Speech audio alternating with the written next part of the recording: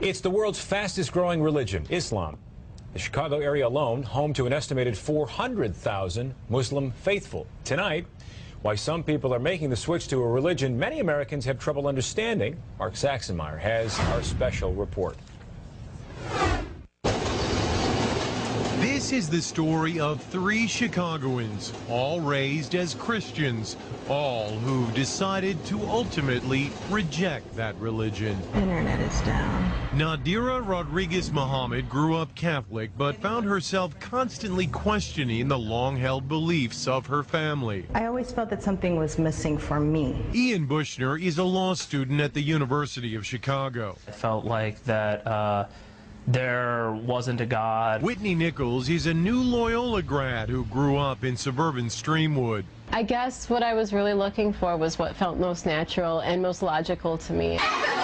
When Nadira entered high school in the mid-1990s, she became friends with a group of Muslim girls. They just had this level of contentment and a sisterhood that was, I wanted to be a part of that. Ian drifted towards the Muslim students at his high school as well. I remember defending some of my friends at school from accusations, after 9/11. And then I started reading the Quran. I said, oh, here is a form of God that I've never been presented before. After September 11, the interest actually increased. Dr. Assad Basul is professor at Chicago's Islamic American College.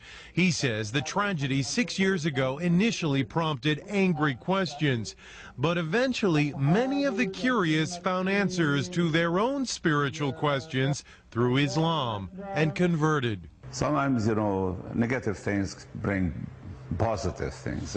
In fact, according to a first-ever random sampling of American Muslims by the Pew Research Center, 21% of the nation's 2.4 million Muslims are converts to the faith. Eventually, I realized that I was looking to the Quran for advice, for direction.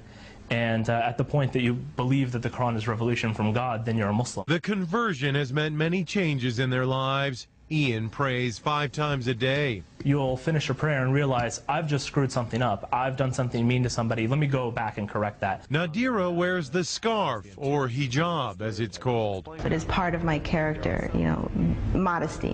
It's just part of who I am. I don't know if I'll ever be ready to wear the hijab. I've become more modest. I won't wear tank tops and I won't wear shorts. Whitney says she has had to constantly defend her new religion. My father asked me right after I converted, why do you want to be associated with these terrorists? And I'm like, this is what you see? Oh no. And we kind of have to deal with the backlash of those who have chosen to do something so horrible. But all say there is no going back. At some age, everyone must decide what they believe and live their life accordingly. I'm Mexican, I'm a female, and I chose this for myself. If you have a personal, relationship with God, whatever that may be, however that may be, then you're in a good place.